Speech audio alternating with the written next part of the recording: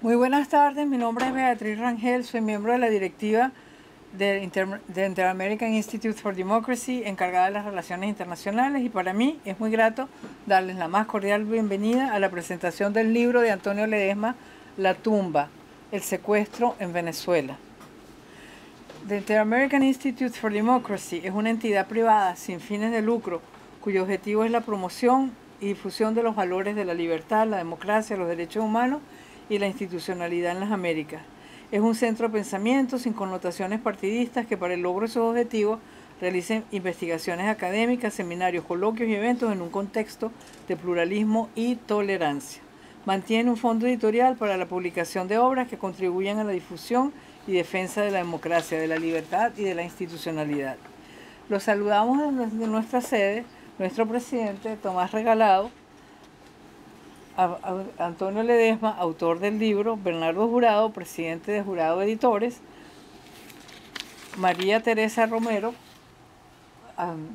Ricardo Israel, miembro de la Junta Directiva de esta institución, Luis Bertrán Guerra, miembro de nuestra Junta Directiva también, y aprovechamos para darles un saludo muy cordial y decirles que esta tarde estamos reunidos aquí por una razón muy importante, que es no solo la presentación del libro, sino develarle al mundo el horror que significa vivir en Venezuela y ser disidente, porque el destino de todos los disidentes en Venezuela es este.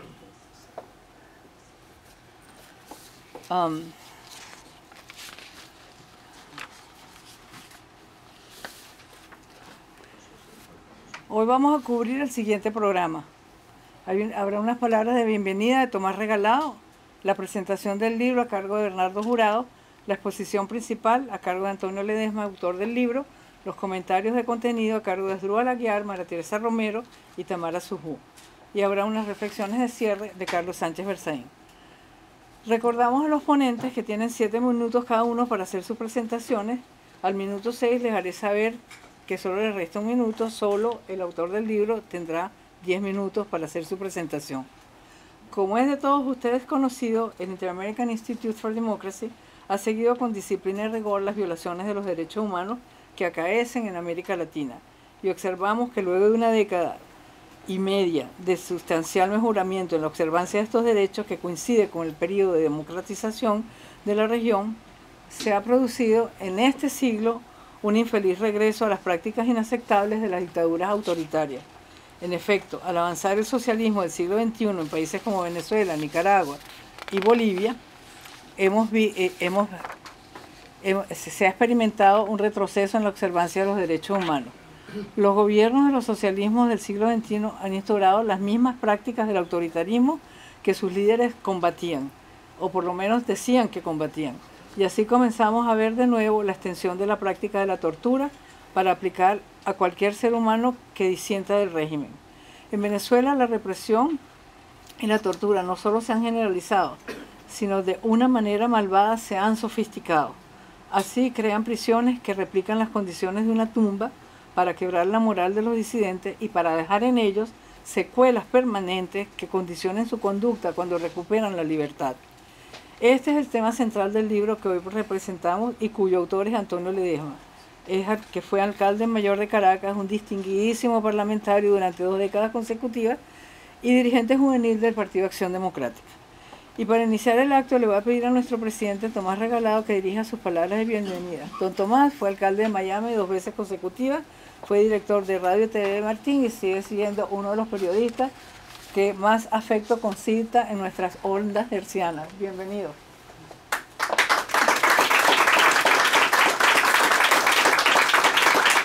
Muchas gracias, Beatriz, y muy buenas tardes a todos ustedes. Sabemos todos los que estamos aquí que las dictaduras temen a las palabras al igual que temen a las balas. Y aún más cuando la palabra es escrita.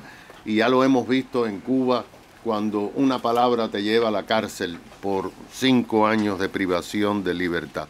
Por eso hay que agradecerle mucho a nuestro gran amigo Antonio Ledesma, que siempre en su vida política, profesional y privada ha hecho lo correcto para su patria, Venezuela, arriesgando su vida en muchísimas ocasiones. Ledesma nos ofrece una nueva ventana. Muchos las conocemos, pero él ha sido detallista, ofreciéndonos este aspecto de una Venezuela forajida y un Estado fallido totalmente. Y nos da nuevas municiones para una nueva conversación sobre la patria de Bolívar. Hoy el Instituto se honra en presentar al alcalde mayor de Caracas, Antonio Ledesma. Bienvenido.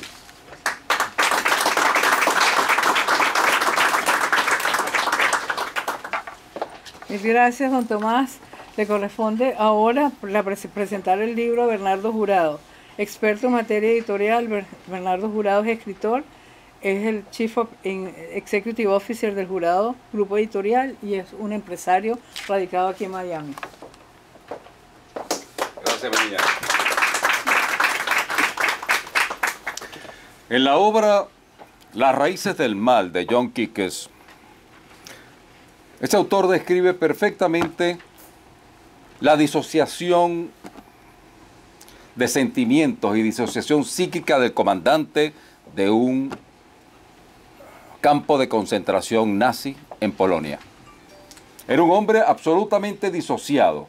A las 11:30 de la mañana recibía el parte de los administrados, que es la palabra que traduce del alemán al español quienes morirían esa mañana. Entre 30 y 35 personas diarias. Luego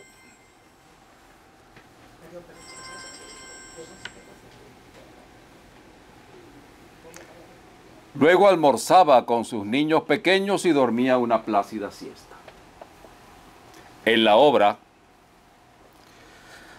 de Viktor Frankl, El hombre en busca de sentido, nos da la contraparte. Es la psiquis y también la disociación de sentimientos, pero del prisionero. Y ese prisionero que busca una esperanza permanente. El día de hoy estamos presentando esta obra que se llama La tumba, que es el adjetivo que ha conseguido el autor para describir las mazmorras del régimen venezolano. Allí el autor narra las 2 veces que fue secuestrado por ese gobierno absurdo. También describe con minuciosidad la insalubridad de las cárceles venezolanas donde estuvo. Las torturas, porque en este momento en que le estoy hablando a ustedes, hay un venezolano guindado por los brazos con una bolsa plástica recibiendo palo en alguna de las cárceles. Las torturas de los más de 300 presos políticos que tenemos y de los 11 que han muerto en manos de estos pillos. Y también nos describe en esta obra esa manera de sortear las puertas del Averno y de pasar por debajo de las piernas del cancerbero y su fuga, su espectacular fuga que le hizo recorrer más de 1000 kilómetros y sortear también más de 40 alcabalas policiales y militares para llegar a Colombia. La corrupción que ha puesto a nuestro país en el 94% de pobreza severa. Pero allí no se queda Antonio. Al igual que Viktor Frankl describe las realidades del prisionero. La primera de ellas, evitar la humillación. La segunda, pensar en sobrevivir un día a la vez. Y la tercera, que es la más importante desde mi punto de vista, el aumento de su fe. El autor que hoy nos honra con la presentación de esta obra es el abogado y político venezolano y amigo Antonio Ledesma, alcalde del municipio Libertador, fue diputado y fue congresista, creo que el más joven, y sigue siendo ese récord, Antonio, creo, ¿no? El más joven de Venezuela. Fue alcalde del Distrito Metropolitano, como lo dijeron las personas que me antecedieron, pero en el año 2015 fue galardonado con el premio Libertad Cortés de Cádiz, y en el año 2017 recibió el premio Sájarov de nada más y nada menos el Europarlamento. Por esta y otras razones, yo quiero pedir a este público amable un vigoroso aplauso de bienvenida para Antonio Ledesma.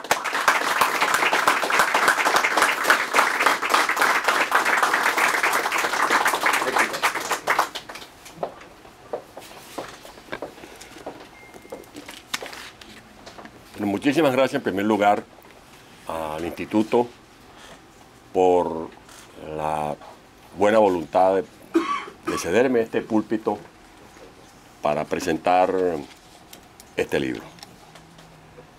Aquí en medio de grandes amigos, especialmente el doctor Carlos Sánchez Berzaín, Tomás, el presidente del instituto, y por supuesto una compañera de lucha desde los tiempos de la juventud como Beatriz Rangel. Este libro comienzo por dedicárselo a Mixi, que me acompaña, mi compañera de toda la vida.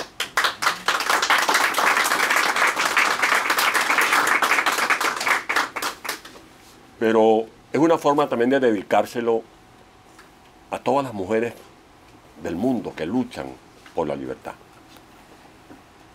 Aquí está esta dedicatoria también implícita a la madre, a la esposa, a los hijos de Fernando Albán. Es una dedicatoria a la madre del inspector Óscar Pérez, que fue ejecutado junto con sus compañeros en el Junquito. A las hijas del general Baduel, a la viuda del capitán Rafael Acosta Arévalo, a la madre de Loren Salé, que se desvivía luchando por la libertad de su hijo, a la viuda y a las hijas del piloto que perdió la vida en el helicoide. Pudiera aquí nombrar a muchas mujeres de Venezuela, como esas educadoras que han tomado las calles y que tienen voz plural en la garganta de la profesora Elsa Castillo, de la profesora Monasterio, o de las mujeres de las empresas petroleras arruinadas en Venezuela, que sacan fuerza de sus entrañas, de su vientre, que parió hijos dignos para reclamar, más allá del bono o del salario, están anhelando un vuelvan caras de la libertad en Venezuela. Es un reconocimiento y un homenaje a las madres de Nicaragua, que todos los días lloran a los hijos que les asesinó la dictadura, a las mujeres de Cuba, a las abuelas que enterraron a sus nietos, acribillados y fusilados en el paredón de esa ignominia. Y por supuesto este libro pretende ser la memoria del dolor. La memoria del dolor para que nunca olvidemos el sufrimiento.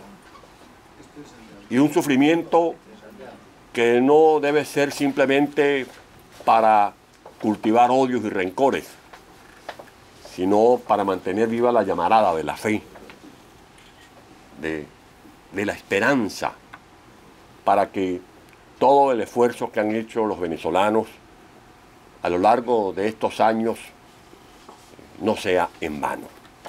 Ese es el objetivo de este libro, que como lo decía tanto Regalado como Bernardo Jurado, nos permite saber qué es lo que ha pasado y sigue pasando en Venezuela.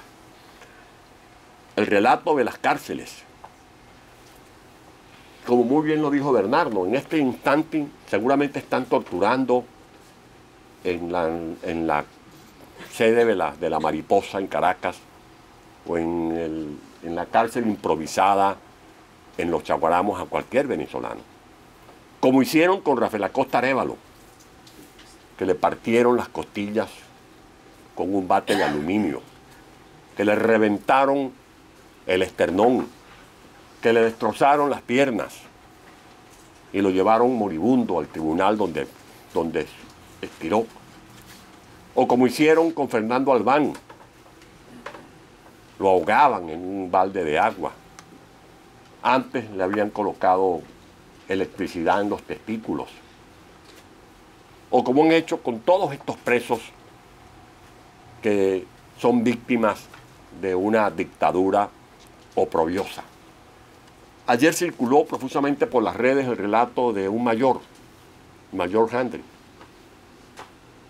Le dieron un tiro en la sede de la DIGESIN en la frente, lo dejaron allí en el piso, perdiendo parte de la masa encefálica, los ojos desorbitados, y en vez de auxiliarlo, lo pateaban. Afortunadamente lo llevaron al hospital militar, y antes de entrar al hospital militar lo bajaron se subieron a la ambulancia los que los habían tratado de ejecutar en la sede de la DIGESIN y lo asfixiaron. Y contuvo la respiración la víctima, y sus victimarios lo daban por muerto, pero ingresó vivo al hospital militar. Ya ha tenido que fugarse. Y estos asesinos persiguen ahora a su madre, una anciana de casi 80 años. En homenaje a estos héroes es este libro, porque yo estoy vivo y gracias al esfuerzo que hice para recuperar mi libertad puedo estar hablando ante ustedes. Pero eso no fue el destino de Óscar Pérez, ni de Fernando Albán, ni de los venezolanos que hoy son un símbolo de lucha para cada uno de nosotros. Y en nombre de ellos, yo le pido a los venezolanos que hagamos un esfuerzo por restablecer la unidad verdadera. Desunidos no va a ser posible salir de esa narcotiranía. Que hagamos un esfuerzo en primer lugar para organizar a los millones de venezolanos que estamos en el exterior. Que convirtamos esta fuerza de venezolanos regados por el mundo en un instrumento de lucha por la libertad de Venezuela. Pero que lo hagamos pensando en una alianza con los que están allá adentro, que como se dice en lenguaje coloquial, son los que saben cómo se bate el cobre. Los que no pueden decir lo que yo puedo hilvanar con mi voz desde esta tribuna. Que podemos denunciar a ese estado criminal. Que podemos decirle al mundo cuáles son los calabozos que tiene funcionando en Venezuela el régimen, el cuarto de los locos, o el ataúd, o el ascensor, o la Venezuela de antier, donde a los presos políticos se los tortura. Y que esta diáspora organizada pueda hacer una bisagra con los venezolanos que están luchando adentro, porque los venezolanos no se han rendido, siguen en pie de lucha. Y oímos el grito de los obreros petroleros y oímos el clamor de los educadores. Pero esa gente necesita de una dirigencia que nos conduzca al objetivo supremo, que es la libertad de Venezuela. Y por eso es fundamental que esa unidad indispensable pueda girar en torno a una estrategia coherente.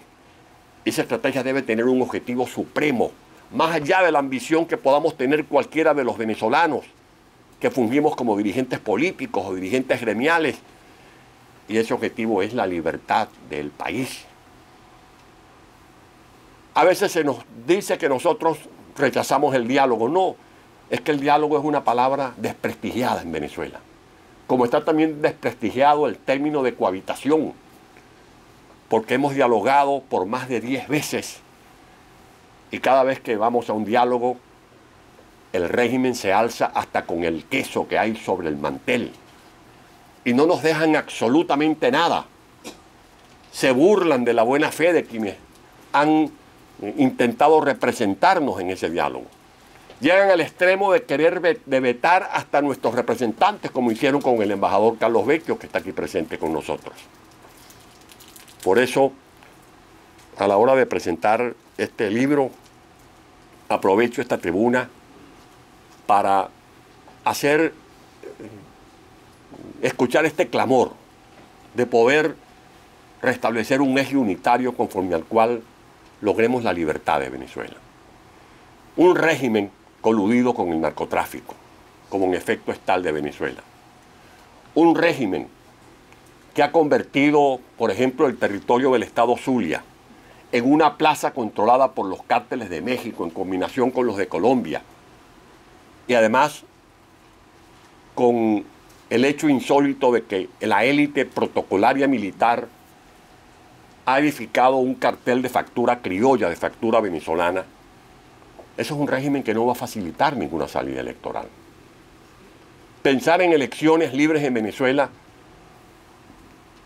yo no diría que es un acto de ingenuidad, porque todos los días nos confrontamos con ese demonio que ha secuestrado las instituciones públicas. En Venezuela no había Estado de Derecho, ahora hay un narcoestado. En Venezuela no hay justicia, porque el sistema judicial ha sido cooptado por un régimen que es dirigido desde Cuba.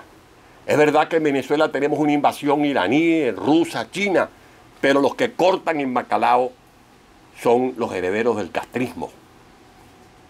Y son los que siguen recibiendo el petróleo que todavía estornudan los balancines que operan en Venezuela. Y son los que siguen cometiendo el crimen ecológico en el arco minero, porque ese régimen se surte de esa economía oscura, del dinero del narcotráfico, del dinero de los minerales que explotan irracionalmente y del dinero de la corrupción. Vemos cómo actualmente hay un contrapunteo entre los que han destruido a PDVSA, los que han destruido las empresas básicas de Guayana, acusándose mutuamente, como los que recordamos seguramente que Franklin Bilwes, que es del estado Lara, que está por aquí, lo que es un golpe tocuyano. Y uno dice, usted es un ladrón, y el otro le responde, usted también. Y usted es un bandido, y el otro responde, usted también. Es la Venezuela de los contrastes, la Venezuela de ver a más de 1 millón de niños desnutridos, y la Venezuela donde hay una élite que ha saqueado, que ha protagonizado una orgía financiera en nuestro país. Pues bien, amigas, amigos, yo les agradezco muchísimo la presencia de ustedes en este acto. A los miles de ciudadanos que nos están viendo a través de las redes sociales, que este libro no es otra cosa que un testimonio del sacrificio del pueblo venezolano. Que no es cierto que los venezolanos no hemos luchado, que este es un pueblo que ha venido luchando. Lamentablemente, las oportunidades que hemos tenido han sido malbaratadas. Pero esta no es ocasión para darnos golpes de pecho ni para profundizar las heridas. Es una hora de rectificaciones, es una hora de reflexiones, es una hora de decir que Venezuela está por encima de cualquier interés personal. Que nosotros seguimos teniendo alguna comprensión de la comunidad internacional, pero sobre todo seguimos contando con un pueblo que está en la vanguardia de la lucha y que ese pueblo necesita de una conducción atinada. Venezuela vale la pena. Venezuela merece que nosotros demos un paso adelante para retomar la senda de la lucha en pos de la libertad de nuestro país. Buenas tardes, muchas gracias.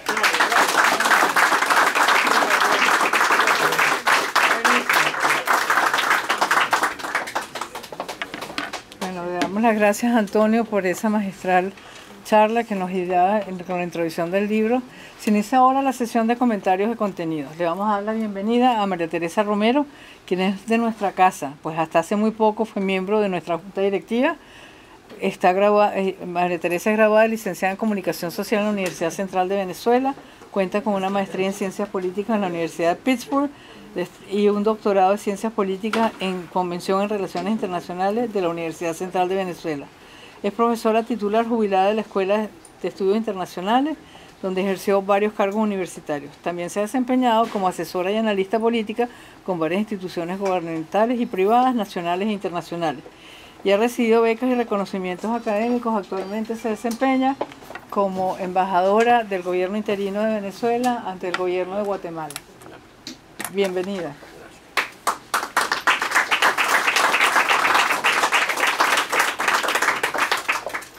Gracias, Bea.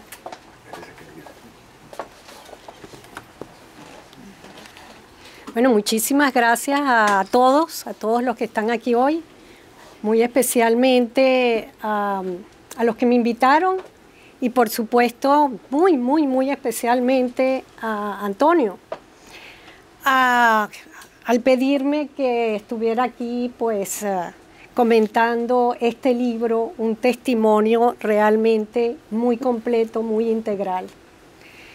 Yo no sé si tú sabes, Antonio, pero o algunos de ustedes seguramente sí. Yo soy una apasionada de las biografías. De hecho, te traigo una de uno de mis últimos trabajos de un compañero tuyo en el Congreso, el extinto Congreso de la República. Soy una apasionada de las biografías, de las memorias, de los testimonios y especialmente de aquellos que cumplen liderazgos económicos, políticos, de todo tipo, sociales. Yo creo que es imprescindible, y especialmente en estos 22 años que hemos vivido esta atroz dictadura militar tiránica, ya no sabemos ni cómo llamarla, ¿no? Delincuencial, mala, además, mala, porque si algo tiene esta dictadura es que es mala en el sentido de lo peor del ser humano. Bueno, en este momento hay que dejar registro de las experiencias.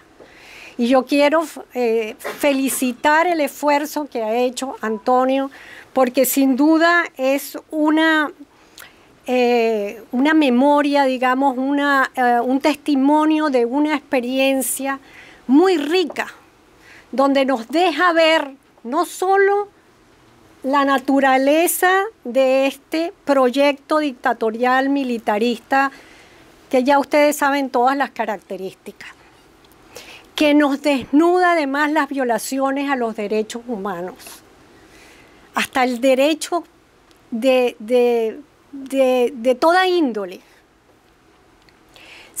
y pone también al descubierto a nuestros presos políticos. No puedo dejar de decir que mientras leía tu libro, Antonio, estaba pensando en los presos políticos, lo que han pasado, ¿no? Por toda esa experiencia tan atroz de esta gente tan inhumana. Estaba pensando que hoy en día el Foro Penal dijo anteayer que hay 245 presos. De ellos, 244 adultos y un adolescente. 232 hombres y 13 mujeres. 128 militares y 117 civiles. Pero hasta hace 2 semanas, 3 semanas, el Foro de Mujeres decía que habían 26 mujeres.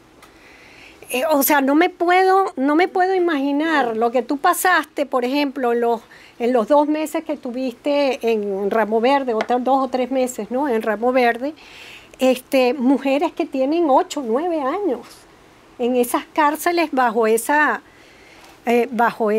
opresión. O sea, nosotros no habíamos visto eso realmente, ¿no? Entonces, tú desnudas todo eso, pero además haces una cosa, Antonio, o 3 cosas que fueron muchas. Este libro se le puede sacar mucha punta, pero hay 3 que quisiera destacar. Tú nos cuentas, por ejemplo, la relación entre el preso y los custodios. Esas conversaciones imaginarias que tienes con las cucarachas, o reales en su momento, no lo sé. Pero qué interesante, o sea, te desnudas también tú como persona, ¿verdad? Desnudas una cosa interesantísima, que es la relación que tuviste con Leopoldo López y Daniel Ceballos, la amistad, la camaradería, cómo se juntaban a estudiar, la relación que tuviste sin ningún empache, decirlo para un político, aun cuando tengan, digamos, posiciones divergentes, y también la relación que tuviste con el cura de la cárcel, con tu relación espiritual con Dios y el cristianismo. Eso te desnudas a ti mismo en ese sentido. Desnudas el amor que le tiene a Mitzi, que es muy bello. La compañera, la solidaridad.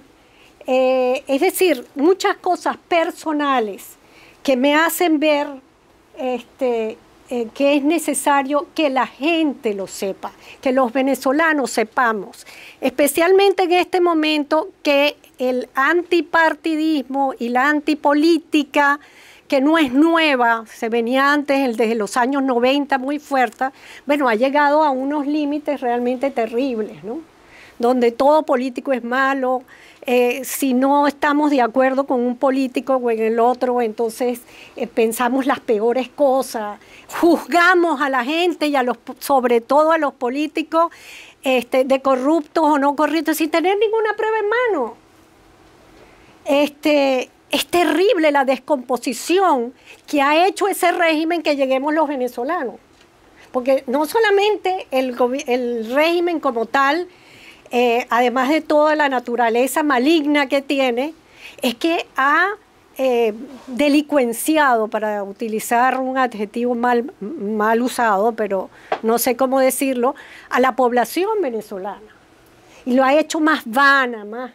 En vez de nosotros sufrir el sufrimiento, entonces es para criticar. El sufrimiento no es para sentir realmente y trabajar juntos. Tú dices una cosa que lo hiciste también con Leopoldo y con Daniel Ceballos en la cárcel, que yo creo que ahí está el quid de la cuestión. Basta ya de cálculos. Basta ya de cálculos de cada uno que quiere ser presidente o no presidente, político o no político. Es que de esta narcotiranía no se sale sin unidos. Y la unión es de verdad el respeto a lo que piensan los demás y las estrategias que tienen los demás. Entonces, eso es muy importante. Y yo creo que allí tenemos en esa unión, que no solamente es de los políticos, sino de todos los sectores democráticos, porque todos aquí tenemos tenemos que reflexionar sobre eso, es que tenemos que tener el esfuerzo para poder salir, porque en algún momento ese régimen, que también tiene sus debilidades, tendrá, digamos, su salida para meternos por allí. Muchas gracias.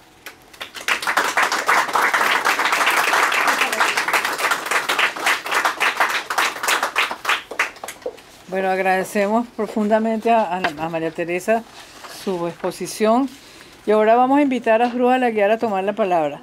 Asdrúbal Aguiar es abogado y doctor en Derecho summa cum laude, miembro hispano de la Real Academia de Ciencias, Artes y Letras de España y de la Academia Internacional de Derecho Comparado. Además, Asdrúbal ha sido en Venezuela, ha desempeñado posiciones muy importantes como gobernador de Caracas, también ha sido ministro de Relaciones Interiores y ministro de la Secretaría de la Presidencia.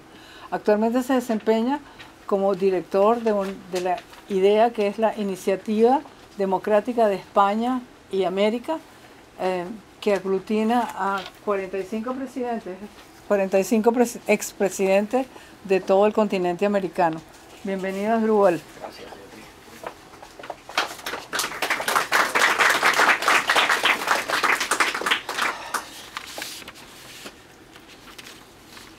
Comienzo por lo primero. En primer lugar, expresarle a Tomás Regalado y a Bernardo Jurado, presentarles mis excusas por haber llegado con algún retardo. Vengo desde Valencia hacia Caracas. Mi tránsito es casi una hora para poder llegar a este lugar que lo he hecho con mucho interés, con mucho afecto, con mucho sentido del compromiso, ¿no?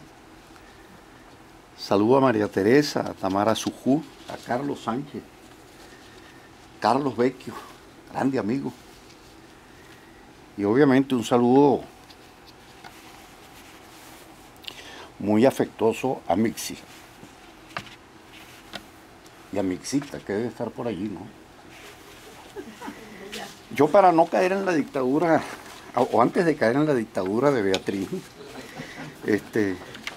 me tomé la libertad de traer mis palabras por escrito, para ajustarlas al tiempo que se nos ha pedido. Pero te voy a rogar un minuto antes de que comience el reloj, porque debo decirles que estoy aquí para rendirle homenaje a un amigo.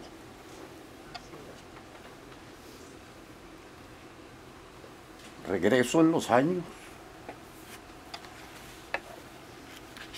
1994-95.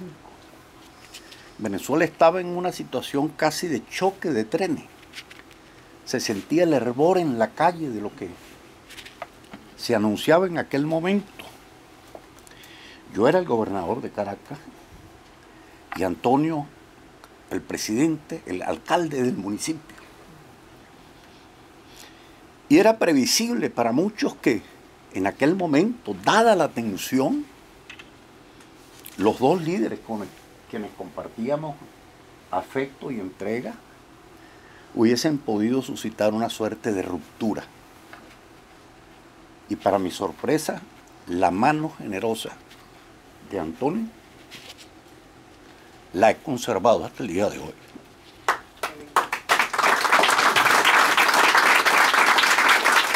Ha sido un gran ejemplo, tanto como debo decir que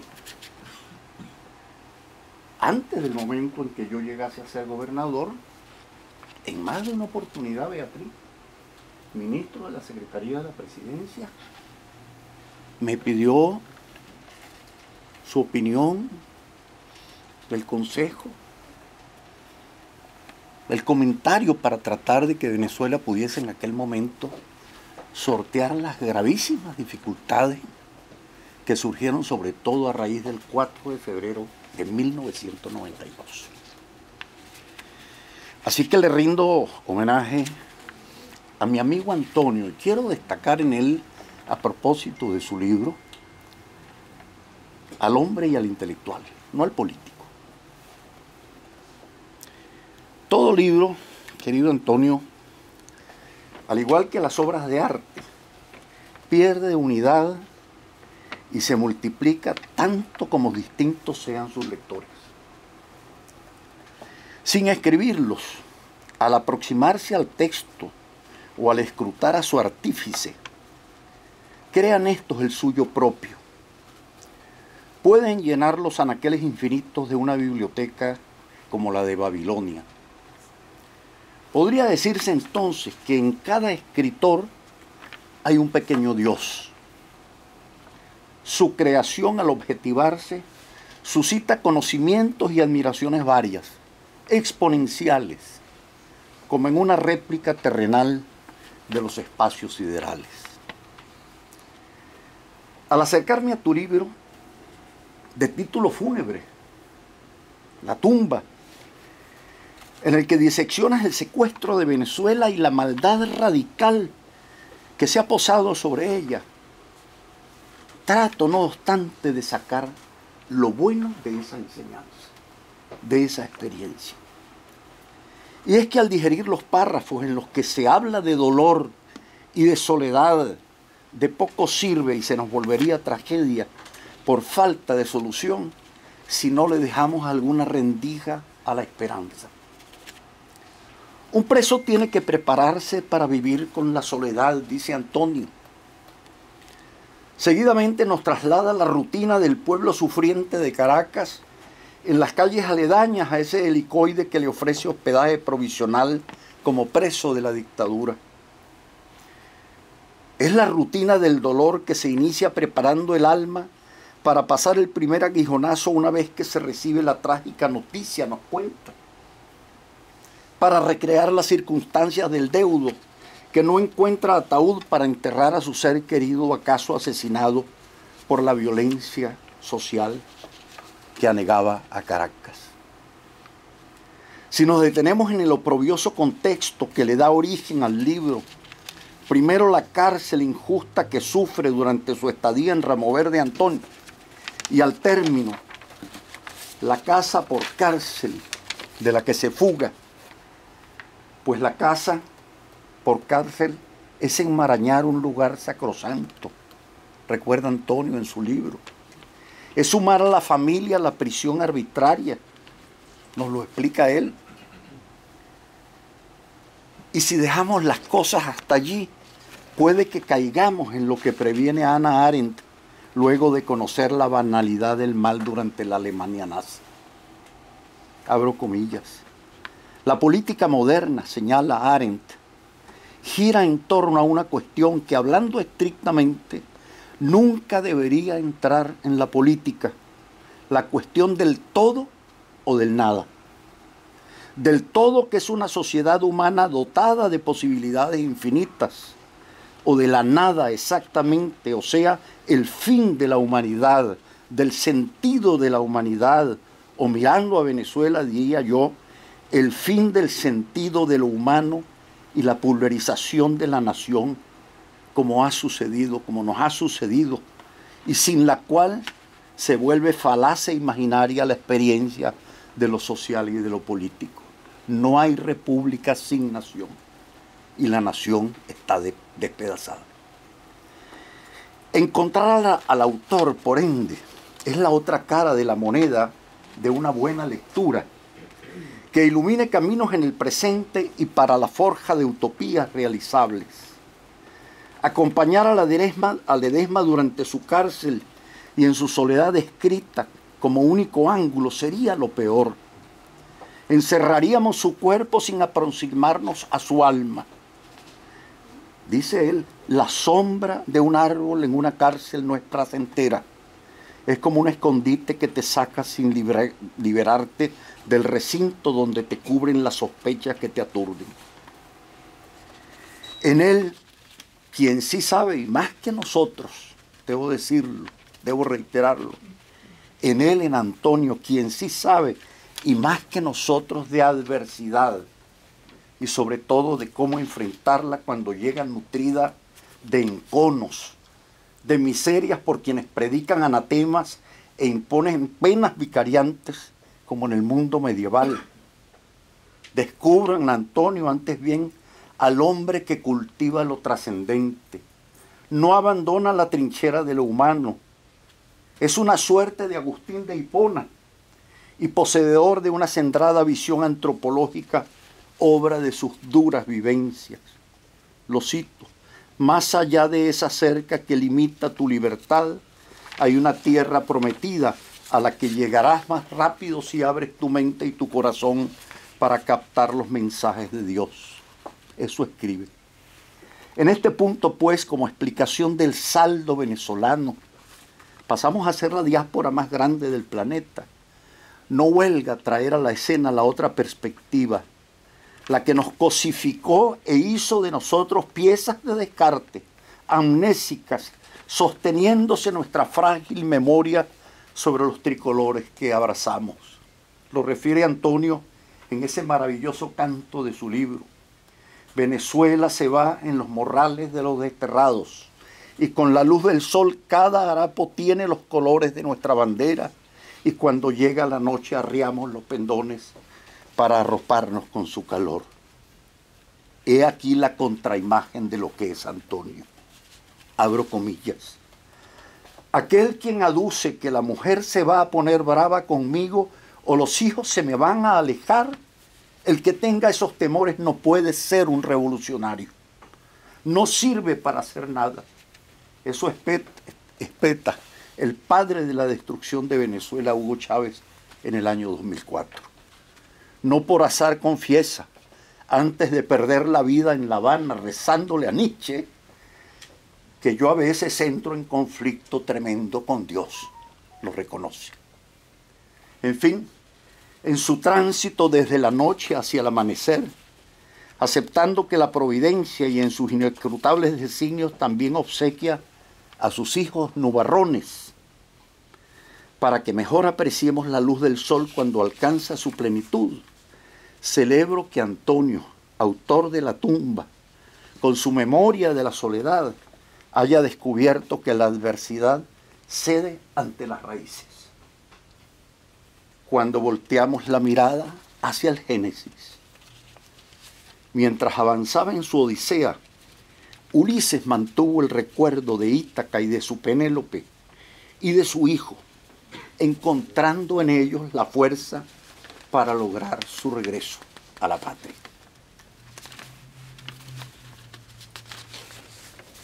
Mitzi, escribe Antonio, no es la típica mujer que está detrás del esposo, ni la que se distrae con el ramo de flores que la distingue. Ha sido la compañera siempre a mi lado, como yo junto a ella, tanto en los momentos difíciles como en los placenteros, como cuando, por ejemplo, nacieron nuestras hijas. He allí el hombre, con ganadas razones, sabiendo que al igual que los caminantes del Darién, Transitamos por veredas desconocidas sin saber hacia dónde nos llevan.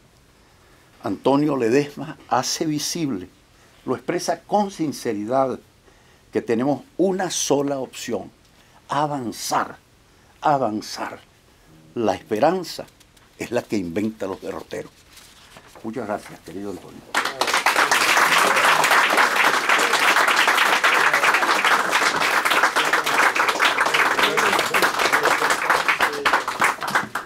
Bueno, después de esa brillante exposición de Asdrúbal, creo que todos vamos a llorar. Pero ahora vamos a trasladarnos a la República Checa, donde está una venezolana muy distinguida también, que es una destacada figura de la lucha por el respeto a los derechos humanos. Es abogado penalista venezolano y especialista en derechos humanos. Es fundadora de varias ONG, entre ellas la Fundación Nueva Conciencia Nacional, Damas en Blanco en Venezuela y Funda Preso. Es una de las personas mejor escuchadas por el actual fiscal de la Corte Penal Internacional por su trabajo laborioso, callado y serio en materia de las violaciones de los derechos humanos. Tenemos un mensaje de Tamara Sujú para Antonio.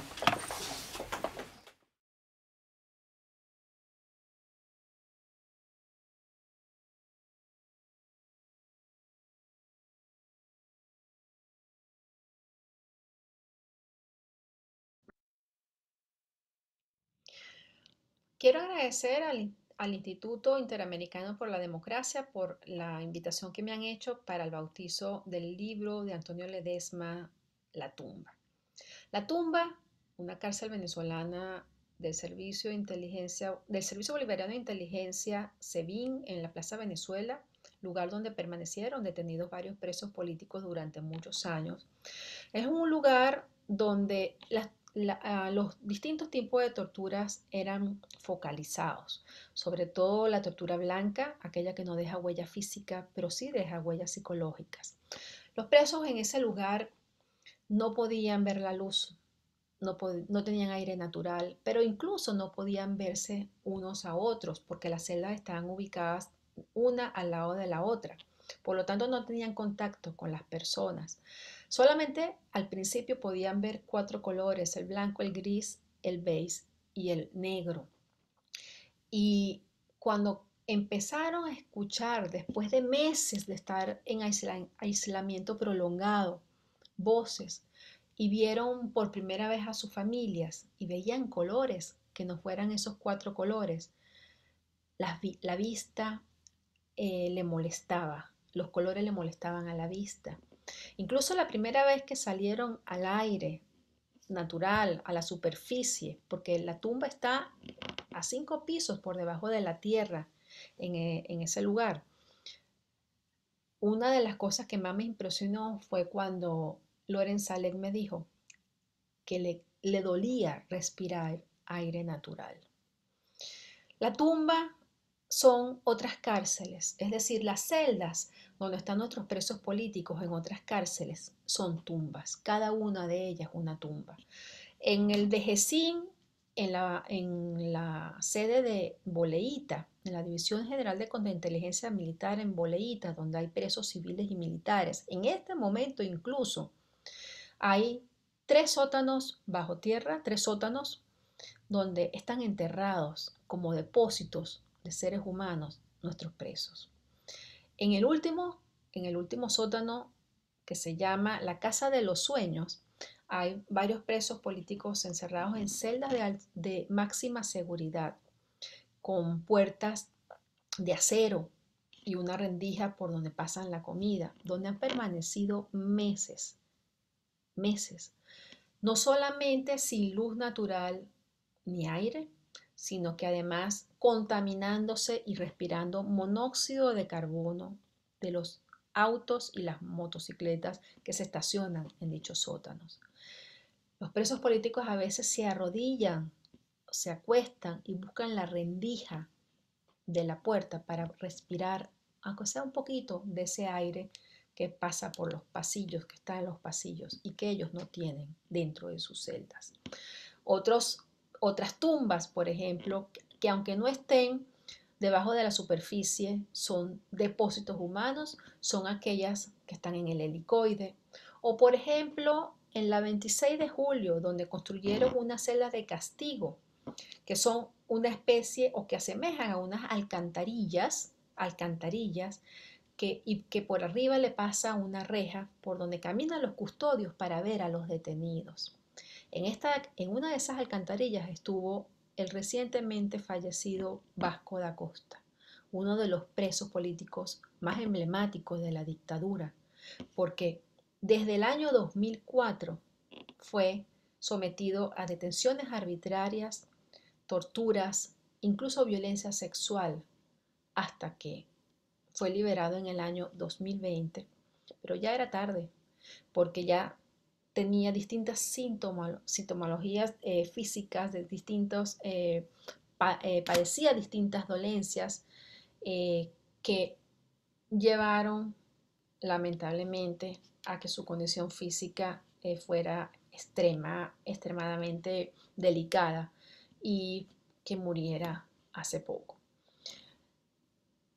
Venezuela, al igual que Cuba y que Nicaragua, tienen cárceles para presos políticos que son incluso sus propias tumbas, porque aunque no sean víctimas de la violencia física, son víctimas de la violencia psicológica, son víctimas de la incomunicación, son víctimas de la soledad, de la mala alimentación, de la falta de atención médica, que los llevan al deterioro de su salud e incluso a padecer enfermedades graves o enfermedades terminales. Nosotros no debemos permitir que la tortura siga siendo la forma en cómo se castiga a la disidencia política en América Latina. Todos debemos luchar para que cesen estas prácticas terribles y cese la tortura.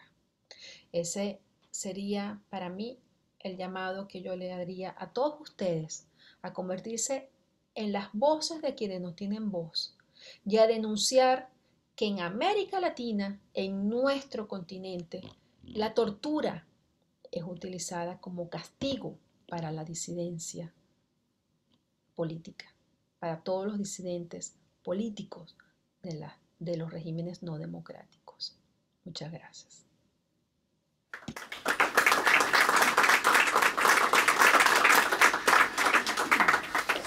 Corresponde ahora dirigir las palabras de cierre a Carlos Sánchez Berzaín, director ejecutivo del Inter-American Institute for Democracy.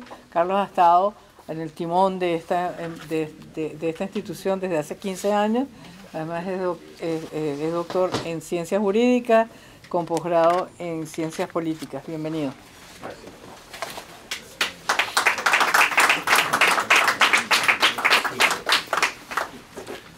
Empiezo agradeciendo la presencia de tan importante público, tan distinguido, que voy a evitar individualizar por la importancia que todos tienen.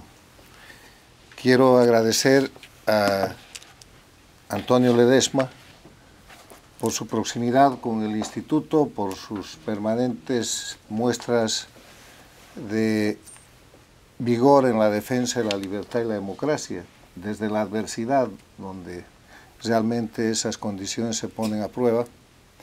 Agradecer a Bernardo Jurado, que ha presentado el libro, distinguido amigo de la institución, a Asdrúbal Aguiar, el gran luchador por la libertad y entrañable venezolano que nos acompaña y lo acompañamos en esta lucha contra las tiranías y las dictaduras, María Teresa Romero, miembro de nuestro directorio, Tamara Suju, a los miembros del directorio del Inter-American Institute for Democracy aquí presentes y a nuestro presidente Tomás Regalado. Obviamente a Beatrice, que es el nexo fundamental en la relación con la comunidad del exilio venezolano.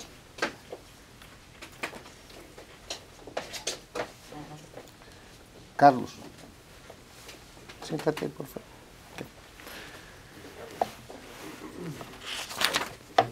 La tumba de Antonio Ledesma, el secuestro de Venezuela, me corresponde hacer algunas reflexiones de cierre. Las primeras están dirigidas a la naturaleza del libro y al autor. Los que han leído, los que hemos leído el libro y los que lo hagan van a encontrar primero que este es el escrito de un ser humano, como lo ha presentado Asdrúbal. Es la obra de una víctima que ha pasado por todo el proceso de vejación que sufre el ser humano cuando las organizaciones criminales se hacen cargo del poder. Es el relato de un valiente y al propio tiempo es el testimonio de una de las millones de víctimas de las Américas, venezolanos, cubanos, bolivianos, nicaragüenses, que han caído bajo el oprobio y la vergüenza de estas organizaciones criminales que detentan el poder. Pero además de ser eso, es un clamor contra la impunidad, porque este es un documento histórico, pero además de alto valor jurídico. Aquí están relatados y demostrados crímenes de lesa humanidad que están clamando que no haya impunidad. Y en el aspecto práctico de mirar hacia el futuro, este libro es un llamado a la unidad, a la acción, a la urgencia de recuperar Venezuela, ustedes los venezolanos, y recuperar Nicaragua a los nicaragüenses, y Cuba a los cubanos, y Bolivia a los bolivianos, terminando con las dictaduras. Porque solo hay una manera de terminar con todas estas situaciones criminales y desastrosas que se han descrito y que se han lamentado hoy día aquí. Y es terminar con las dictaduras. Dictaduras que en el siglo XXI tienen nombre, tienen dueño y tienen espacio territorial. Se llaman socialismo del siglo XXI o castrochavismo. Tienen dueño, que es la dictadura más antigua de las Américas, que es Cuba, que ha hecho de Venezuela su colonia, de Bolivia su centro principal de producción de narcóticos, de Nicaragua su patio trasero, y que se está tratando de volver a expandir en las Américas. Un sistema dictatorial que ejerce el poder a través del terrorismo de Estado. El terrorismo de Estado es el conjunto de crímenes que se cometen desde el gobierno, en uso del poder, con el propósito de amedrentar a los ciudadanos y generar conductas que de otra manera no se producirían. Y si ustedes ven lo que ha pasado en Cuba después del 11 de julio del año pasado, con los encarcelamientos, represión, juicios, con lo que el dictador llamó el llamado al combate, que no fue otra cosa que el llamado al crimen, eso es terrorismo de Estado. Sentencias que se repiten en Nicaragua, que se repiten en Bolivia, que se repiten en Venezuela.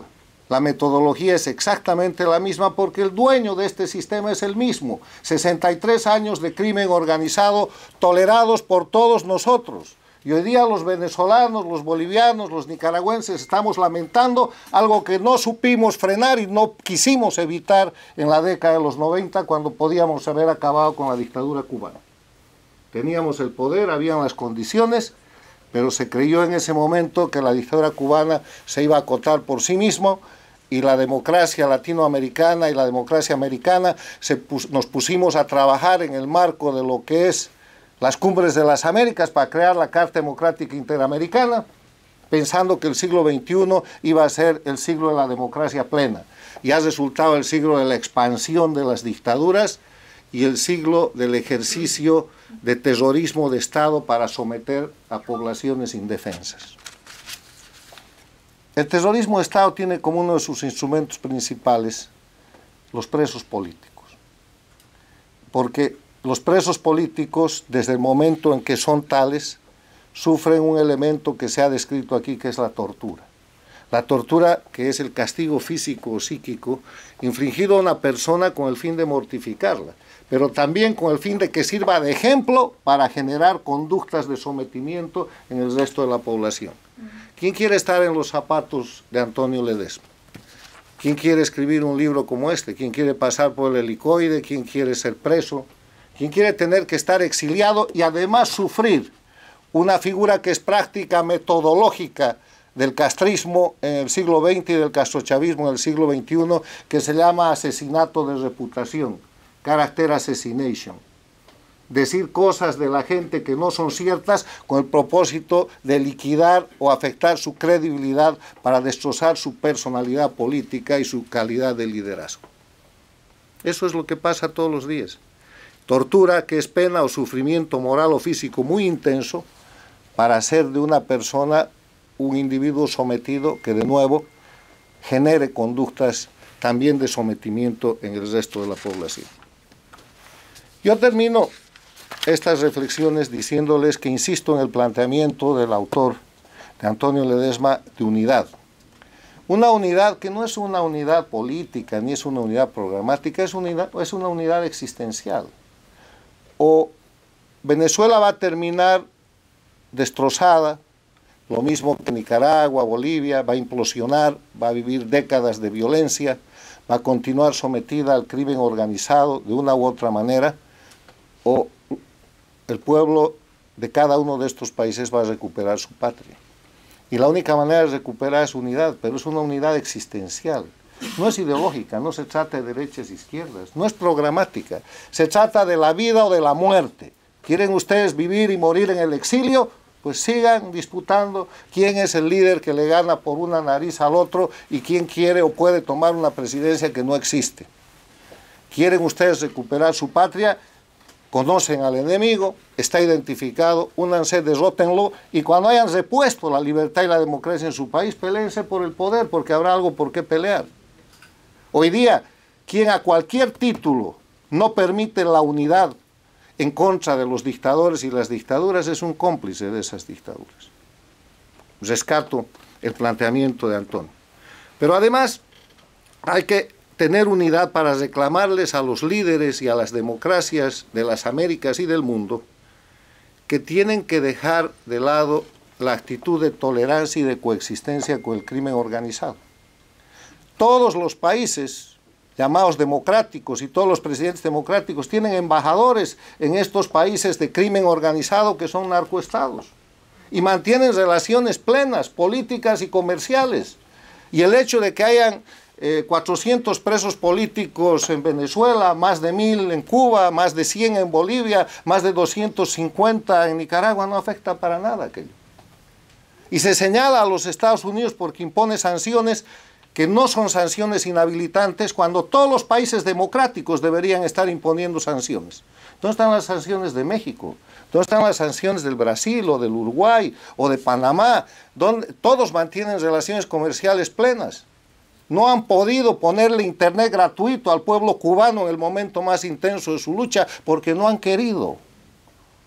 Si le aplican a Nicaragua, a Venezuela, a Bolivia o a Cuba, a cualquiera de estas dictaduras, 1/3 de las sanciones que se han impuesto a Rusia por efecto de la invasión a Ucrania, estas dictaduras no duran semanas, porque esas son sanciones, las otras son señales, y los pueblos están luchando, están en resistencia civil y necesitan sanciones inhabilitantes, pero para pedir eso con vigor a los líderes democráticos y a las democracias y a los organismos internacionales hay que estar unidos.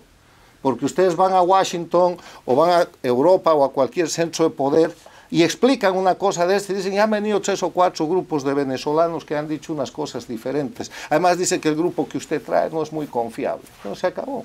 No quieren ver más ese tipo de propuesta porque ni siquiera en el reclamo de cooperación internacional hay unidad. Termino diciendo que felicito a Antonio institucional y personalmente y realmente les ruego que difunda ese mensaje de unidad con desprendimiento a partir de lo que es esa situación de ser víctima en primera persona de las operaciones y de los resultados del sistema dictatorial, para ver si de esa manera, como vemos los corazones duros de los radicales, de los extremistas y de la gente que internamente se opone a la unidad de los pueblos para recuperar la libertad y la democracia. Muchas gracias.